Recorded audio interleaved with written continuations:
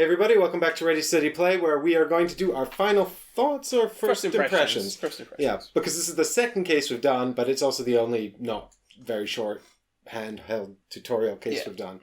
And this is Last Embrace for Detective City of Angels, which we've just finished playing and doing on the classical mode, which was Mike and Chris as detectives against me as the Chisel.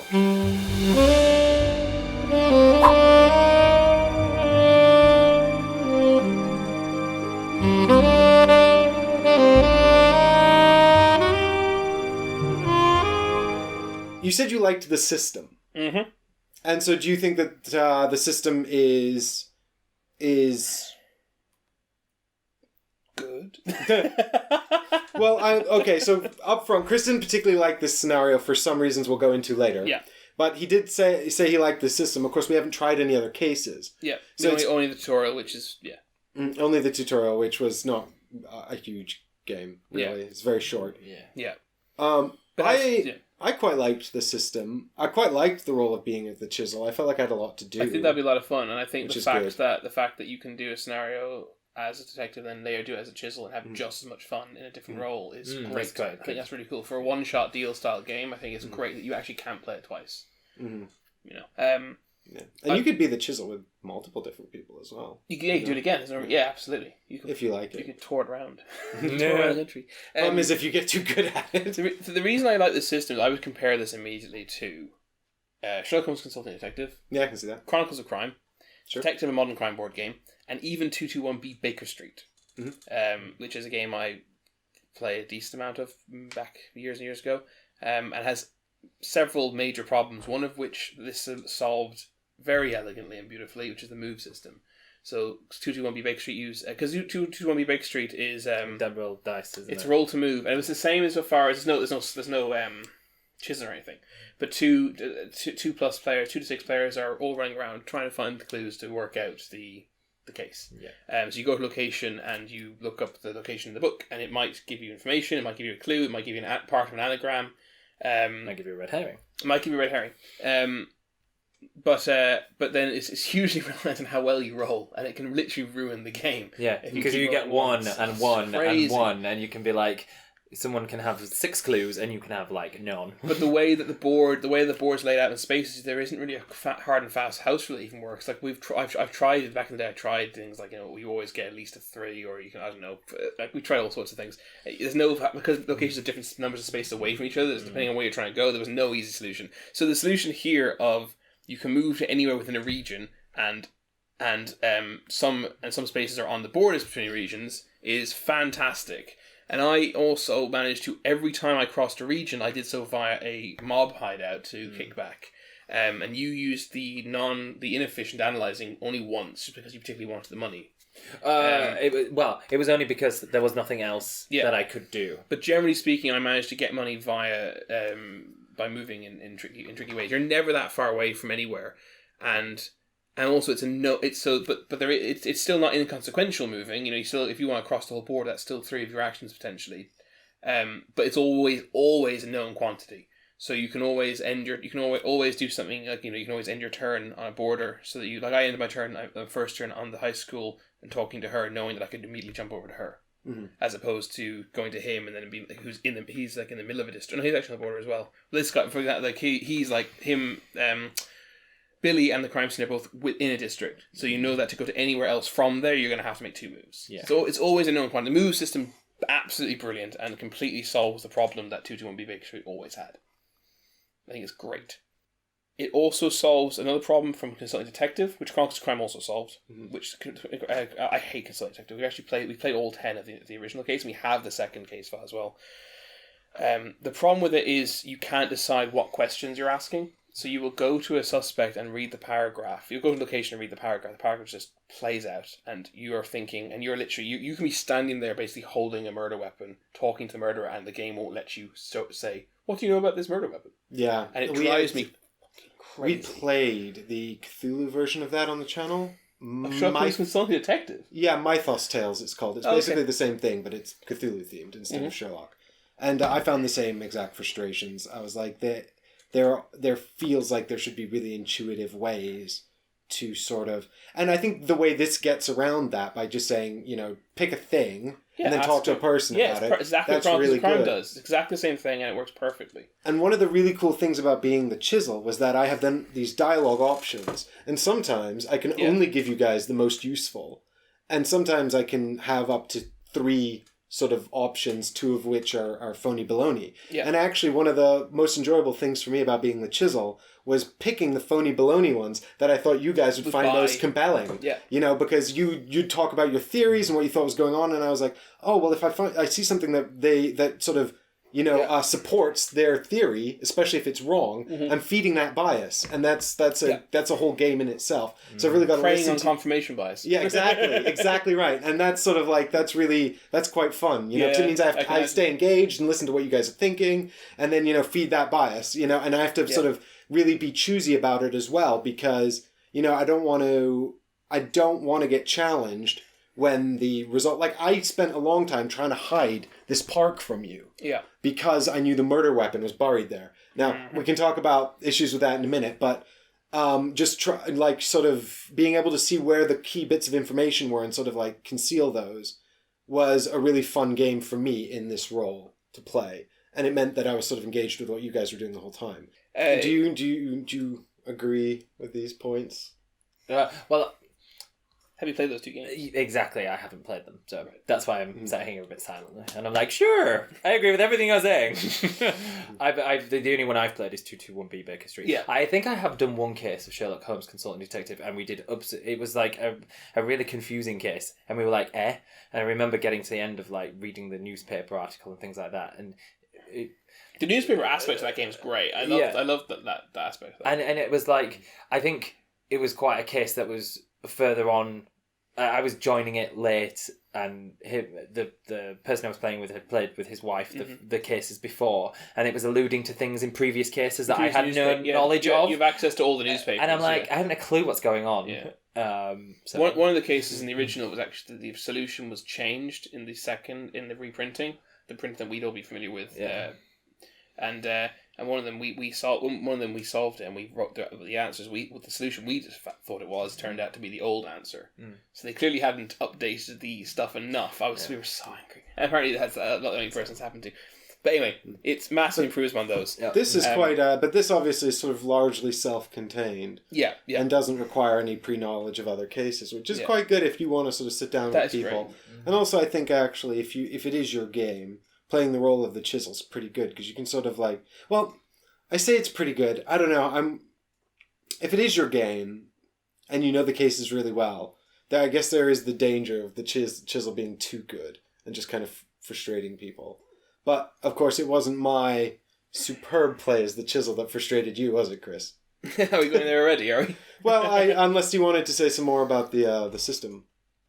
Yeah, I think I've got a lot more to say before we go into that categorical. Cool. Let's hear the next thing. Do you want to say anything? I feel like we're monopolizing this enormously. Well, what I liked actually, because I was worried when I was using my leverage that you guys could just goon to get past it, and two of the money didn't seem like a lot, but actually, it's quite tight. It's quite tight. Yeah, it really was quite effective at delaying you. Although I do wonder, obviously our experience here may well have been somewhat impacted by your issues with the game text.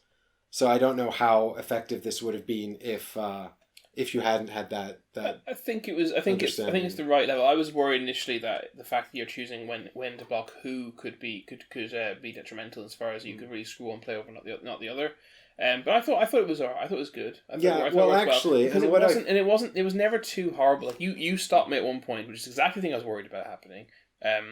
From snitching on a conversation, which I really, really wanted to hear. But then I ended up, the point of that conversation was to get the murder weapon, right? And I ended up then just by Michael had to then take the 2 movement to go up here. And he had to take the third action to investigate it. And all I had to do was go to him and bribe him to. And I didn't need to listen to this conversation, didn't need to do anything. I now had the thing I needed. So even though you blocked me and I missed out on a bit of information about the fact that they were meeting in the park, I actually ended up getting that information later from Billy anyway. Yeah.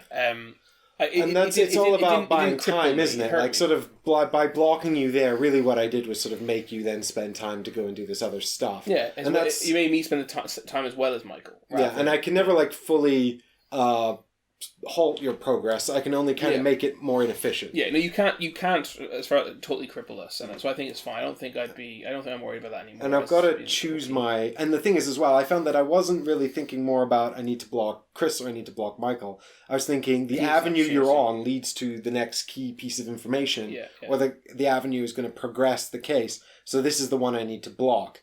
You know, and then I'm thinking, and also I need to throw out a few red herrings as well, because if I keep blocking key information, you're going to figure that out. Yeah. You know, exactly. I've only played one detective crime game. I only played the demo scenario. I've only played that scenario. But one thing that does, that demo scenario did, which this didn't do, is I really liked, which is a negative to me, is it feels in this game like there's ultimately they're just you have to find A, B, and C. And in fact, you literally do. You can't. I guess the murder weapon makes sense. You can work out the motive without having a piece of paper that says this is the motive. But there's no real deduction in it. There's just kind of finding stuff, and then and now I have the answer. Whereas in detective and modern crime games, certainly in the demo scenario, you cannot go everywhere. No way. You have to pick and choose which location you go to, who you speak to. You absolutely do not have time to. If you're super optimal, you can probably do a third of it, if you're lucky, which I think is fantastic. And it also means that they've had to design it to be able to have multiple paths to victory, so to speak. And Chronicles of Crime does a similar thing. I play a lot of Chronicles of Crime. I play the entire base set, most of the extra ones, and all but one of Noir. It also does this drip feeding information, where almost everything you do is useful. There are some red herrings, there are some dead ends, but there's and in some of the easier scenarios there is also kind of a thing you can find which basically is the answer. But you don't have to. But in the better designed scenarios, that's not the case. And you do have to kind of piece information together.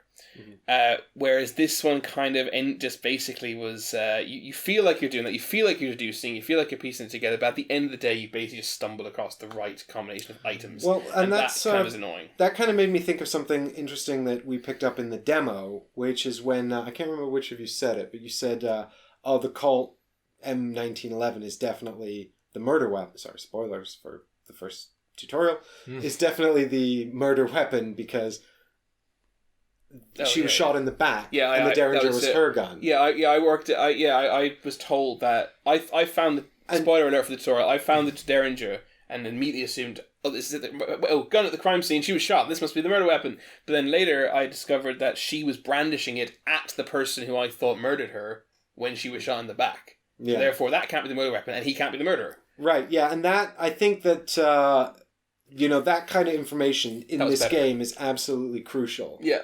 And if they don't put that information in and make it sort of hidden but also available, or sort of subtle but also available, then you will just feel like, because what this scenario did was set up a whole ton of plausible possible crimes, and only one of them was correct. No, I set up one, and it really, really, really, really wouldn't shut up about it.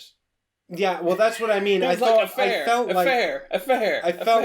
over and over particular, ramrod. This particular, but to a certain extent, that's because I was happy to let you guys have that information about the affair, because I knew it was irrelevant. I'm not exaggerating. I was told to reveal card H 4 times. Yeah, but that's because every time someone was saying, "Look at card H," I was like, "I'm not going to But this is the comparison I was making put them off this between Chronicles Crime and this and Detective in this. You can't.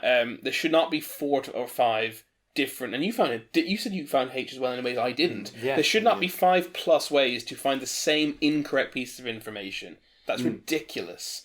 That just isn't done in Chronicles or Detective. Right. If there is a red herring, there's one way of coming across it, and it'll be a proper red herring, but it's not. It's hard to explain because there's a lot of it is subjective, isn't it? It just makes a lot more. Well, and that sort of brings me back to something we were talking about at the end of the finale, which was when I was saying if you talk to him about the murder victim and press him on it, you'll find out a really important clue. And then you didn't do that. And what was that clue? You didn't say that in the gameplay, though, did you? No, I did, of course not. That would have been entirely outside of the role I was supposed to be doing. Yeah. But I can just look it up in here. But my point was that I think that there is a worry that it is too binary. You know, it's like the reason it makes the H affair so forceful is because the entire thing can hinge on you guys finding these pieces of information, which is exactly what I'm saying is I don't like best game. I think it is a negative. Absolutely. It shouldn't be a matter of if you find A, B, and C, that is it. You've got the answer. You should have to do because Detective doesn't allow you to go everywhere. It means it has to have these bits of information available for you to put together. Yeah. And Chronicles the same thing. Chronicles is kind of laid out so you can do everything. It'll just lower your score, which which is less stressful. Actually, I think I actually prefer Detective, like really limiting you. Yeah. Because also you feel clever. We solved that first case and we felt really clever because we literally had to make leaps of logic, but they were leaps, but they were with logic. Logical leap, yeah, exactly. Educated leaps. And then when you make that leap and you say, okay, look, we need to talk to this guy because. Man, think about it, and you're hashing it out like it's a real scenario. Like, think about it. If X, Y, and Z happen, and this guy would 100% do that, and let's go talk to him, and then you're like, oh my god, he knew something. This is brilliant. Yeah. Whereas this felt like running around in circles until we found the right thing. We broke it down to the point it was no longer a game. We were saying we just got to find a way to reveal one of these cards. Yeah, because it got to a point where we were just like stuck. And it turned out it wasn't even the reason we thought it was. It wasn't even because we weren't searching suspects. Because all that gives you is another bloody red herring. Yeah. It was essentially what you had to do to parse this scenario. Yeah. Was basically interrogate Billy about everything. How would you know that? Why would you assume Billy was the be all and end all? Because I agree with you. Look, what's the most logical thing anyone's going to do? They're going to go to the crime scene. They're going to find the pink slip. Yeah, that makes you go to the school. She makes you go here. Now she, I suppose, makes you go if you continue optimal play. She makes you go to the park and you get the necklace. Mm-hmm. That still doesn't make you go to Billy. The only reason we'd go to Billy is like, why is he here otherwise? Exactly. But you went to Billy first thing. Only because he was close to the crime scene. Yeah. And I wish I'd pushed it more, but I was like. So what is it he says if you ask him about Geraldine Thomas and you push him? Actually, the best thing to do would be to talk to Billy about Billy, or talk to Elizabeth about Billy. I did think about asking people about themselves. Because if... Can you ask people about themselves? Yeah, let's see, why not? I did not know. I came so close to using my leverage to ask her about her son, and I ended up using it to ask about him, and she says, "Oh, he did it," and I'm like, "That's not true." But so what both of those results, the correct results, if you ask her about her son or him about himself, lead you to the violent psychiatric history. I don't think that's. I completely worked it out by myself that he was unstable and he may well have killed her by mistake or due to his obsession. Yeah. So that wasn't necessary at all. But perhaps if you found that earlier, it might have been more compelling for him as the murderer. No, I guess he was the first murderer I picked. I picked him as the murderer, and then the only reason I decided he wasn't the murderer was because I said that Billy murdered her by accident. I thought it was like in a fit of rage, right? Mm-hmm. It was after he said something like, "Oh, she shouted at me. I don't like." I showed him him the bloody necklace, and he said, "Miss Jerry shouted at me. I don't like it when she shouts." And then he kind of like put his hand, kind of curled up into himself, fetally. So I thought, but you also asked him about that half-heart necklace, and I gave you a phony baloney answer, which said, "A man gave that to Miss Jerry. I saw him give it to her, and she put it around her neck to make her happy." Yeah, but I asked him about the bloody one, and I got the right answer, which is where he basically breaks down. Yeah, because he murdered her with it. Right, so that's why I said, "Oh, Billy must have killed him," and this is where the game text comes into it. The pocket watch was the only viable murder weapon. because the game told me the necklace was not the murder weapon. So then you come back to me saying I got one thing correct. I'm like, well, I know the pocket watch is correct, so therefore Billy's not right. So that threw me off the murderer. Had I stuck with Billy for some reason, I would have just said Billy, obsession or accident or something like that, and I would have said pocket watch again. And I was never moving off that pocket watch. Our primary complaint about this particular scenario for this game, which is this opening text at the start of the briefing, which says, her neck displayed a bruising pattern that suggested the murder weapon was a small chain or necklace of some kind, although not the little heart necklace she had gripped in her hand.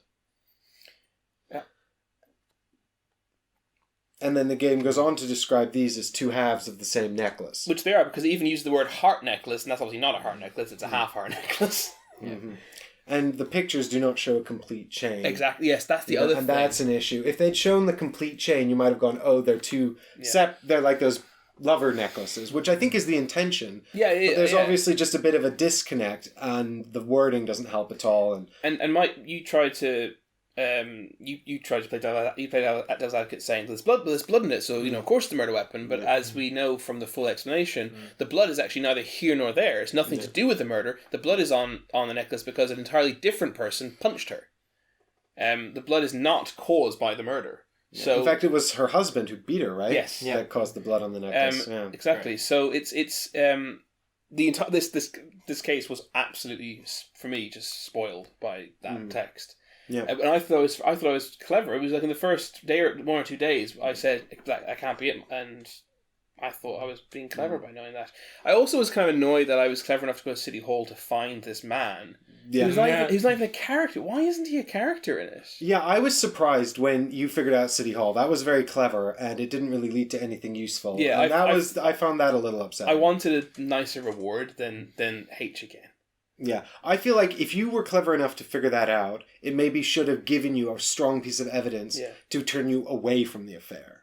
Yeah. And sort of highlight that it may not have been that. Whereas all it does is actually double... Because it basically sets up two really strong red herrings, right? One is the Felicity-Clarence affair, and the other is him taking out the insurance. Yeah. And we did actually get realize it wasn't the affair. I mean, I initially thought it was Billy, and then even when I decided it must be the husband, I decided it wasn't because of the affair, it was because of the money. Mm-hmm. So, I mean, I don't know. I feel kind of screwed by the scenario, to be quite honest. Which is upsetting. Yeah, and it's upsetting for. I think it's upsetting for all of us, really, that that it's sort of because it does need the balance, especially in a game like this, which is essentially a one versus many in its classic configuration, which is with 3 or more players. Well, it's the one versus many we're not against. It's not actually because we're all against each other. Yeah. Okay. So it's sort of a free for all. Yeah, that's true. There's an element of co-op, and I like that. I like the fact that we work together a tiny bit. Yeah, it's sort of they have a word for this one. It's like not fully cooperative, but not fully competitive either. Like half co-op. Yeah, semi co-op. It's a very fine balance between making the case sort of satisfyingly solvable, but not so clinically solvable that the chisel has nothing to do and can't mislead you. Actually, because how many cards is this? This is 12, is it? Yeah. I don't think that's enough. Well, other scenarios add these mystery cards. I don't know how they work, so I'm excited to find out how those work, and also to see how the other scenarios are. There are 9 in the box. We've only looked at 2, so there's another 7 to see if they get more delivering on the promise of the system. Yeah, I think the system has potential. Actually, all my complaints about this play session are the scenario, right? The scenario, the fact that I felt it was an ABC answer rather than a deduction, and the fact that mistake. And we know that they can do it because we found some of that cool deduction in the tutorial scenario. Yeah. So I mean, my first impressions are great system, well designed system, and lots of potential, but this was a bad scenario. Yeah. This scenario was a stinker. And I think I'm inclined to agree with you, Chris. What do you think, Michael? Yeah.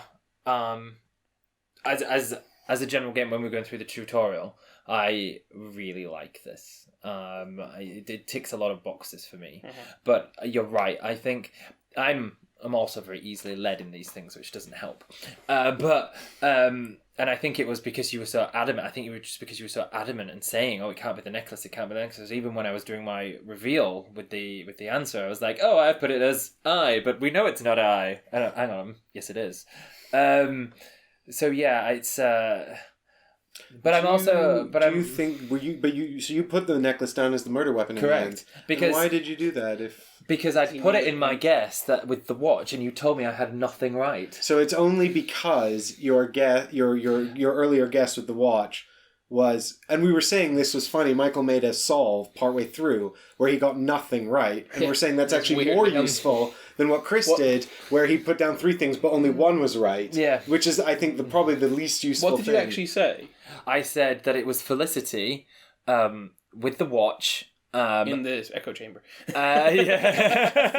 for revenge? For revenge. Right. For the affair. Yeah. Because, like, we were getting thrown at the affair left, right and centre. I never fell for the affair, I'm proud to say. And... and I knew it, but I knew it probably wasn't the affair because it's pushing to you all the time. Yeah, exactly. Yeah, and so, but I was like, I genuinely have no idea what else to put in this instance. Well, because you've got to put something. You can't just make something up. You've got to put something that you've got revealed to yourself. Yeah. And so I had to put I because I knew it wasn't F, and I knew it wasn't L. So I was like, well, the only weapon I can see that I have knowledge of is I. Yeah, which isn't because I and F are the same. But I think I think that what's sort of interesting about this was that to an extent it is sort of like the final result is tangentially connected to the affair because it's the sort of the affair around Geraldine that triggers Billy, but it didn't do a good job of sort of like. The game. I think the writing was trying to be too clever about sort of trying to lead you into this very stereotypical scenario and then throw you a curveball. Yeah, I mean the actual solution, the story that you just read us is bloody convoluted, and you couldn't possibly have pieced all that together. It's ridiculous. There's so many. It's like she goes and has an affair with this guy she's spied on. Then she comes back and actually it's the more thing that's ridiculous. She comes home, her husband beats her up. Then Felicity comes in and tries to kill her, but is stopped, and then Billy comes and actually kills her. It's actually just an Everest of bad writing. I also find it weird that Billy is written... This is very scathing. We're raw. We're raw. Yeah. I also find it strange that Billy's written as a mentally disadvantaged young man. Mm-hmm. But he does, and to the point that he kind of breaks down, but then he also actually does have the foresight to premeditate a lie.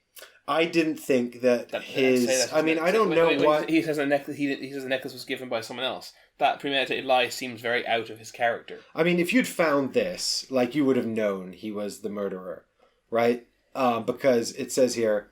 William Clay was institutionalized when he was 16 for assaulting a young woman. He had become obsessed with her, eventually attempting to strangle her. Yeah. But what the fact that Clay said the girl would not stop yelling and that he was only trying to make her be quiet. Yeah, which is exactly what. Which is all of his trigger words. Yeah, but the only way to find this would be to ask him about him or ask her about him, and then that would have led you to the hospital. And until you find that, you've actually got bloody no reason to think anything of him at all. Yeah. And the thing is, if this pocket watch should have been a wristwatch or something, the only reason they've made it a pocket watch is to put the chain on to make it a red herring, which of course comes back to this issue about the text in the opening briefing. Yeah, it does. It feels like this particular case is trying too hard to mislead you. Yeah. But maybe hopefully, better. More other cases are more better written. Yeah, I mean, let us know what you think. Just like my incredible vocabulary. Did you have the same problem? Do you think that our problems? Because you felt the same, right? I'm not. Oh yeah, 100%. Yeah, but I don't know. I find these quite difficult anyway. But and yeah, so let us know if you did find this thing the same. Yeah, have you played The Last Embrace? I assume that if you are watching this, you may well have because we spoiled everything. So if you had a different experience, let us know, or a similar experience, let us know in the comments below. I would recommend removing that sentence if you played it. Although you'll have to not let them read it in their own book as well. Don't know how you'll do that. Yeah. Oh, then the thing's read out, isn't it, on that website? Yeah, I wouldn't do that. Yeah, I think I'd literally like get somehow cover it up temporarily and just say this. There is a sentence in this that root to my. If I was playing this with my family or something, I would say I've blocked out this sentence. It is a sentence which I believe ruins the entire scenario. And then, what I'd say is I'm gonna amend the opening paragraph. Don't read it. I'll read it to you if you want me to reread it. Yeah. And then you can read on from the second. And then they'll maybe if you're playing with really gamery people, they'll go back and try and find out what you changed. But, yeah. Well, I'd be interested in trying another scenario, retrying this set system. Yeah. So and the like we said, there was some promise in the tutorial. We like the system, so definitely keen to try again. That's until I'll see it, I guess. Yeah, disappointed, I think, by this writing. Not to worry. Do let us know if you want to see another scenario. Yeah, if you'd like to see us play another scenario, or you think that there is one we should try that you've tried that you really like. Recommendation would be good, actually. Yeah, that would be great. We would love to hear from you. So thank you all for coming on this adventure with us and for watching. And, I hope that you've had fun and found this valuable. And we'll see you tomorrow for an entirely different adventure. Bye. Bye. See?